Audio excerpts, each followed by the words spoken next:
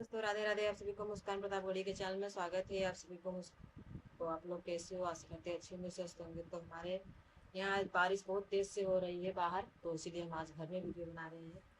बच्चे लोग भी बाहर से परेशान कर रहे हैं, तो आज हम लाए हैं सोहर गीत, बहुत ही प्यारा सा, तो आप सबको सुनाएंगे। आप लोग वीडियो को फुल वॉच करिएगा और कमेंट बॉक्स बताइएगा। गोकुला नगरिया के ग्वालिन दहिया बेचैनी कली, दहिया बेचैनी कलीनी हो। रामा मुड़ावा पे धई के गगरिया त गली गली घूमई, त गावे गावे घूमई हो। एक गाँव गईले दूसरे गाँव, तीसरे जंगल बीचे, तीसरे जंगल बीचे हो।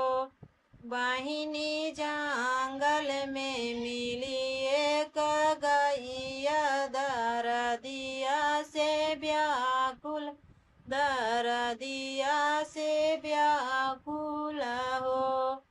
लाई के दहिया ग्वालिन निकली, धीरे से गैया बोलावाई, धीरे से गैया बोलावाई हो।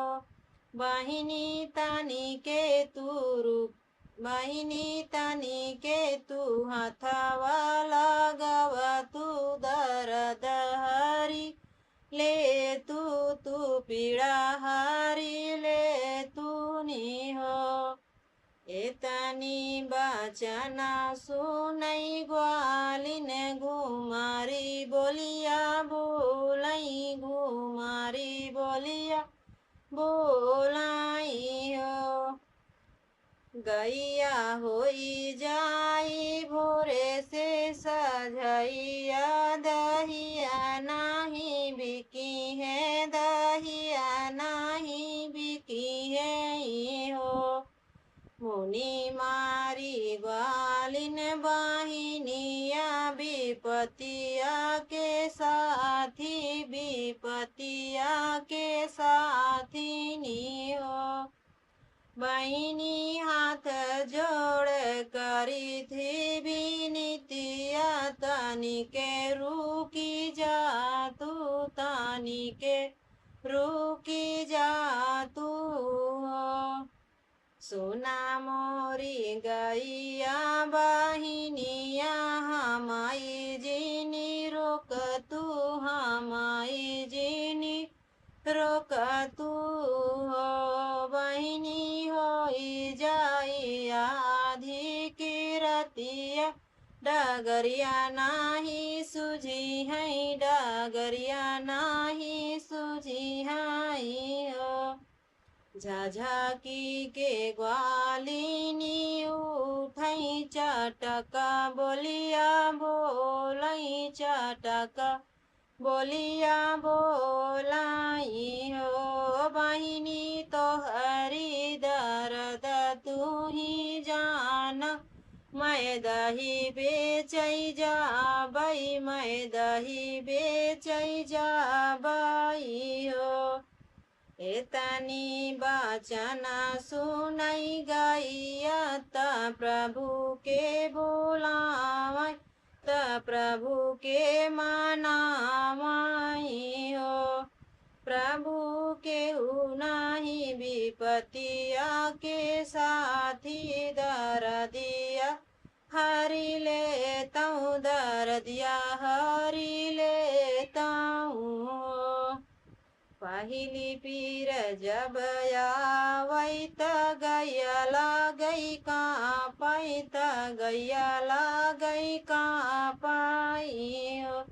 बहिनी दूसरी न पीर जब आवई, त बछड़ा जन्म लिए, बछड़ा जन्म लिए हो। सखिया के कूदी कूदी दूधवा पियाई, बढ़वत तयमा कई बो कई बोलावाई हो। रखिया पे कूद कूद दूधवा पियाई बछड़वा तयमा कही बोलावाई तयमा कही बोलावाई हो। मनवा में खुश भाई गैया त ग्वालिन से बोलाई त ग्वालिन से बोलाई हो। ग्वालिन जब तोहरे होई है लाला नवा तुरंत नाही बोली है तुरंत नाही बोली है हो। बहिनी साल भर करबू मालिशवा तबई लाल बोली है तबई लाल डोली है हो। बहिनी साल भर करबू मालिशवा तबई लाल डोली है तबई लाल बोली है हो। चलिए मिलते हैं अगली वीडियो में, तब तक राधे राधे। जय श्री राम।